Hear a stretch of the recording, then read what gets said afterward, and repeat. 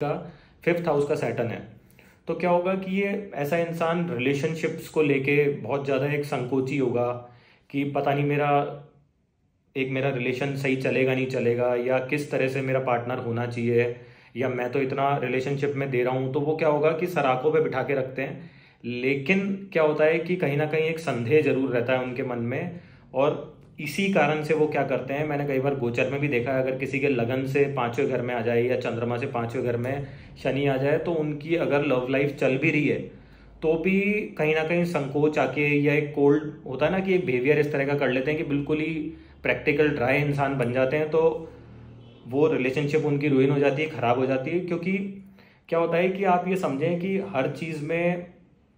ज़्यादा अगर हम दिमाग लगा रहे हैं तो वो भी गलत है। क्योंकि कुछ जैसे अब लव लाइफ है तो वो उसमें क्या होगा, आपके पार्टनर आपसे टाइम भी डिमांड करेगा, लव भी डिमांड करेगा, लेकिन हम इतने संकोची होंगे तो फिर हम उस चीज़ को आगे कंटिन्यू नहीं कर सकते। इसी प्रकार से इनके संतान होने में भी ये है कि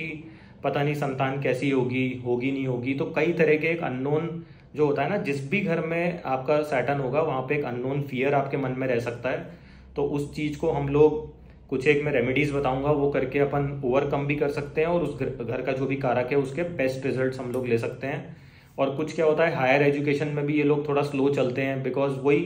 कि बैक ऑफ द माइंड जो इनके थिंकिंग प्रोसेस है वो इनको कहीं ना कहीं खराब करता है, क्योंकि बुद्धि पे बहुत भारी होके पड़ता है ये। तो वो ऑप्टिमम आपसे मेहनत भी नहीं करा पाता उस जिस भी घर में वो बैठा होता है। इसी प्रकार से अगर हम मान लीजिए 7th हाउस में बैठा है आपके, तो 7th हाउस में क्या होगा कि व्यापार में भी ये लोग होंगे, तो बहुत ही फूक फूक के कदम रखना, हर चीज़ में एक स्लो अप्रोच रखना। सिमिलरली अगर शादी के अंदर है तो अब जैसे मान लीजिए 7th हाउस का सैटर्न हो गया तो शादी करेंगे ही नहीं, चाहे मन में इनको लग रहा होगा, लेकिन इनको एक क्या होता है, एक अननोन फियर होता है कि शादी सही चलेगी नहीं चलेगी, मेरा पार्टनर ऐसा तो नहीं है वैसा तो नहीं है। तो वो कहीं ना कहीं एक ड्राई स्टेट आपकी हो जाती है कि आप हर चीज़ में संकोच करते हो, तो आप प्रॉपर वे में उस चीज़ को निभा नहीं पाते। हालांकि केंद्र में सेंट्रल हाउसेज में आपके सैटर्न बैठ रहा है तो पावरफुल होना चाहिए, बशर्ते कि हम उसकी एनर्जी को उसके सिंक्रोनाइजेशन में आगे बढ़ें और हार्ड वर्क करते रहें। और एक होता है ना कि एक लिमिट में ही अपने दिमाग को संकोच करें। ठीक है, हर चीज़ को आप फाइंड आउट करें, प्रॉपर आप सिस्टम से क्लियर कर लें अपना दिमाग की, कुछ भी आपको एक वहम नहीं रहे किसी चीज़ का, क्योंकि वो बहुत ही ज़्यादा घातक साबित हो सकता है आपके रिलेशनशिप में, आपकी लाइफ के मैटर्स में। तो उस चीज़ को आप लोग क्लियर रखें, तो इससे क्या होगा कि आप बेटर एक लाइफस्टाइल भी अपना जी सकते हैं, और आपकी वाइफ भी, आपका पार्टनर भी आपके साथ खुश रहेगा।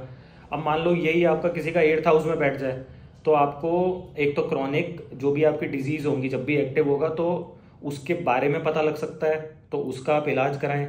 एक क्या होगा कि आपको एक लॉन्गर लाइफ स्पैन यहाँ का सैटर्न देता है। लेकिन क्या होता है कि अब यहाँ पे सैटर्न बैठता है तो उसकी तीसरी दृष्टि आपके कार्य क्षेत्र पे भी जाती है, 10वें घर पे। तो उसमें क्या होगा कि इंसान को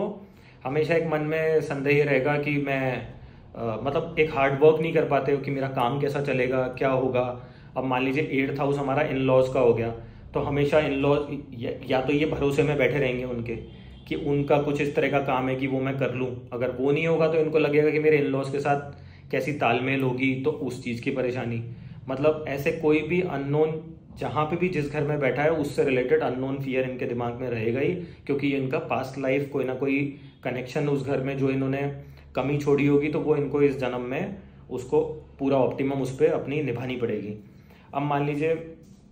किसी का 4th हाउस का सैटर्न हो गया, तो ये माता की सेहत के लिए ठीक नहीं है। और एक होता है ना कि मान लो ये बाहर भी चले गए तो इनको लगेगा नहीं शायद घर पे होता तो ऐसा हो जाता, मतलब होमलैंड से मतलब है मेरा, तो उस तरह का इनका नेचर रहता है। अब मान लो किसी का 12th हाउस में बैठा है, अब 12th हाउस में होगा तो उस केस में क्या होता है कि कायदा तो ये होगा कि ये विदेश में जाके कुछ काम करें या फॉरेन से रिलेटेड कोई ट्रेड करें तो इनको बेटर रिजल्ट मिलेंगे। लेकिन वो ये है कि वो वापस अपने होमलैंड आने की इनको लगती है कि होमलैंड में, जबकि क्या होता है कि सैटर्न जब भी आपका 10th हाउस से रिलेटेड है या 4th हाउस में हो गया या 12th हाउस में हो गया, तो इसकी रेमेडी हमेशा यही मानी गई है कि ये ट्रांसफॉर्मेटिव स्टेट में रखता है आपको। तो बेटर है कि आप अपना लगेज पैक रखें, कहीं बाहर जाना है तो निकलें। क्योंकि आपको देखिए जीवन में अगर ग्रोथ करना है तो आपको हार्ड वर्क का कोई विकल्प नहीं है, और ट्रांसफॉर्मेशन तो ये देगा ही देगा। जब भी एक्टिव होगा तो हो सकता है कि मान लो 10th हाउस का आपका सैटर्न है, तो और 10th हाउस में 12वीं राशि का सैटर्न बैठा है फॉर एग्जाम्पल से, तो आप लोग बाहर से रिलेटेड, फॉरेन से रिलेटेड कोई काम कर सकते हैं। और जिस भी फील्ड में आप होंगे वहाँ पे आपको ये रहेगा कि मेरा काम कैसा चलेगा। फिर वही संदेह हो गया, या एक मन में बैक ऑफ द माइंड आपको थिंकिंग रहेगी कि मैं सही डिलीवर कर सकता हूँ नहीं कर सकता अपने वर्क प्लेस पे। और एक जो कहावत है ना कि दूध का जला छाछ भी फूक फूक के, मतलब बहुत ज़्यादा सोच समझ के slow and steady wins the race वाले ये लोग होते हैं। और मैं कह रहा हूँ उसमें अगर ये हार्ड वर्क भी ऐड ऑन कर दें तो ये उस घर से रिलेटेड बेटर रिजल्ट्स को